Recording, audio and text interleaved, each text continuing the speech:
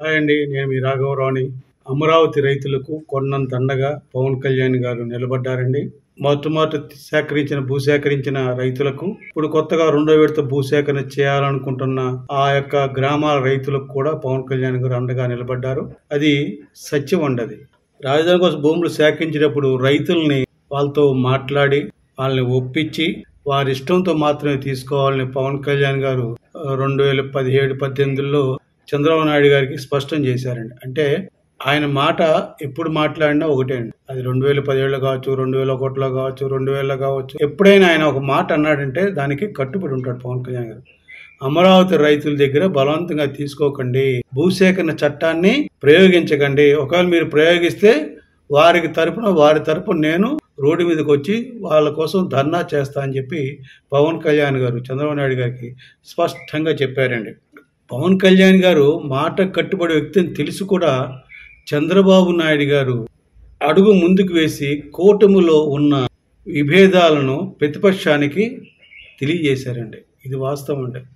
యాక్చువల్గా ఇప్పటికీ ఎన్నిటికో మన క్యాబినెట్ మీటింగ్ జరుగుతున్నాయి. ఎప్పుడు కూడా ఏ మీటింగ్లు కూడా విభేదాలు అన్నింటి ప్రతిదానికి యాక్సెప్ట్ చేసి వచ్చారు.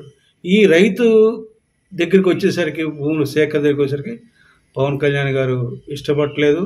ఆయన యాక్చువల్గా 2 వారాల ముందు 20,000 ఎకరాలు క్యాబినెట్ మీటింగ్లో ఒప్పుకున్నప్పుడే పవన్ కళ్యాణ్ గారు విభేదించి బయటికి వెళ్ళిపోయారు ఆయన. కానీ చాలామంది ఏం చెప్పారంటే ఆ అమ్మగారికి బాగుండలేదు, అందుకే ఆయన ఒకటావాడికి వెళ్ళిపోయారని చెప్పి ఒక రాంగ్ చెప్పారండి. వెంటనే నాగబాబు గారు చెప్పారు మా అమ్మగారికి బాగుందని ఆయన ప్రకటించారు.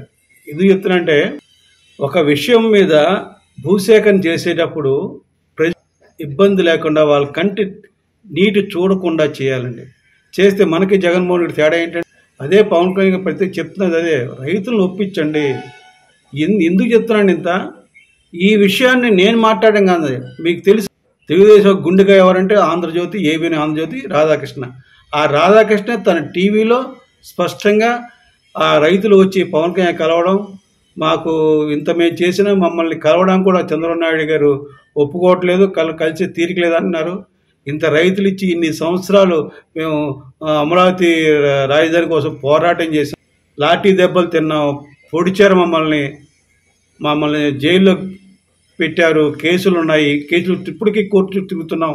ఇంత ఇబ్బంది పడి అవమానపడిన మా యొక్క రైతులు గోడు వినకుండా కలవాలంటే మాకు చంద్రబాబు నాయుడు గారు పర్మిషన్ ఇవ్వట్లేదు, కలవనివ్వట్లేదు. మంత్రి నారాయణ గారు మమ్మల్ని కలవట్లేదని వాళ్ళు మొత్తుకుని పవన్ కళ్యాణ్ మొత్తుకున్నారంటే దాన్ని బట్టి అర్థం చేసుకోండి ఏం జరుగుతుంది అని. నేను అందుకే చెప్తాను. నేను ఆల్రెడీ ఒక 9 రోజుల క్రితం ఒక వీడియో చేశానండి. చంద్రబాబు నాయుడు గారు జగన్మోహన్ రెడ్డికి పువ్వుల్లో పెట్టి అప్పచెప్పడానికి 2019లో ఆయన కోసమే పని చేస్తున్నట్టు ఉందని నేను 9 రోజుల క్రితం చేశానండి. అది ఇప్పుడు ఈ రూపేణ మీకు తెలియజేస్తున్నాను, కన్ఫర్మ్ చేస్తున్నాను. ఇలా పవన్ కళ్యాణ్ గారిని కలిసి వాళ్ళు చాలా రకాలుగా బాధపడ్డారు. కానీ గొప్ప విషయం ఏంటంటే రాధాకృష్ణ చెప్పాడండి, ఆ రైతులు వెళ్తూ కూడా మేము ఇదే రాజధాని రైతు 3 రాజధానులన్న జగన్మోహన్ రెడ్డి దించడం కోసం ఉద్యమం చేసి దించాము.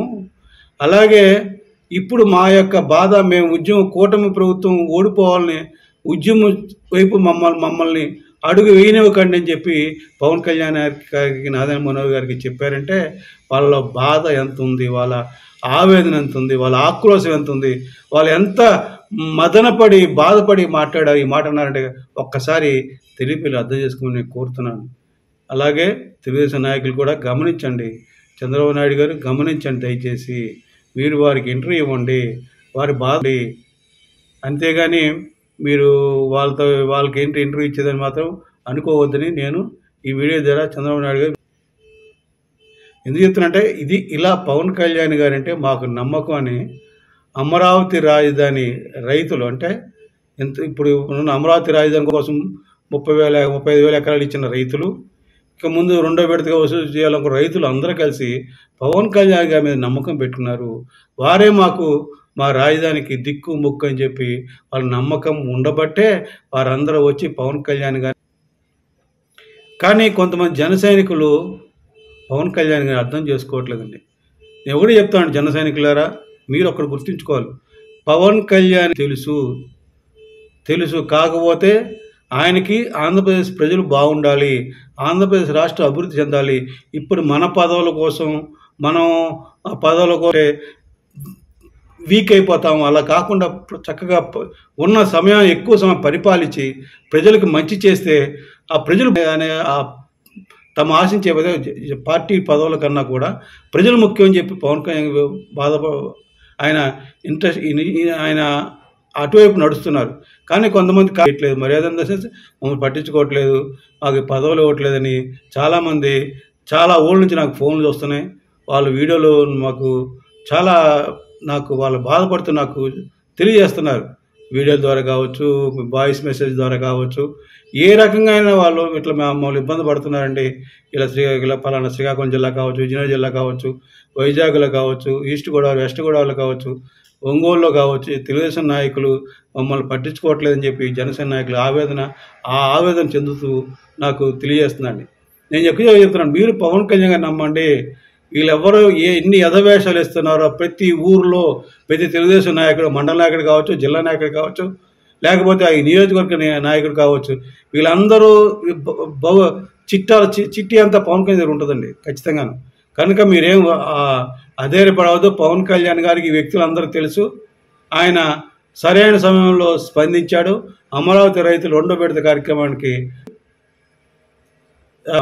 కేబినెట్ మీటింగ్లో అడ్డుకున్నారు, అది ఆగిపోయింది. ఎందుకు చెప్తారంటే ఇది ప్రజలకు ఇంపార్టెంట్. ఇప్పుడున్న ప్రాంతాన్ని ఈ 36,000 ఎకరాల డెవలప్ చేసి అందులో రాజధానిని చూపించి ఆ డెవలప్ అయిన తర్వాత అప్పుడు కావస్తే మనం తీసుకోవచ్చు. కానీ ముందు తీసుకోవడం ఆ రైతులు చెప్తున్నారు, నాకు కౌలు ఇవ్వలేదట. పైగా వాళ్ళకి కమర్షియల్ ఫ్లాట్ అని, ఇంటి ఫ్లాట్ అని ఇచ్చారండి. వాళ్ళకి ఏ ఫ్లాట్ ఇంతవరకు చెప్పలేదండి. చేయాల్సిన పనులు చేయకుండా ఇంటర్నేషనల్ ఎయిర్పోర్ట్ కట్టాలి, ఇంటర్నేషనల్ స్పోర్ట్స్ పార్క్ కట్టాలి. కావాల్సింది తెలుసుకోండి. దయచేసి తెలుగు ప్రజలకు గమనించండి.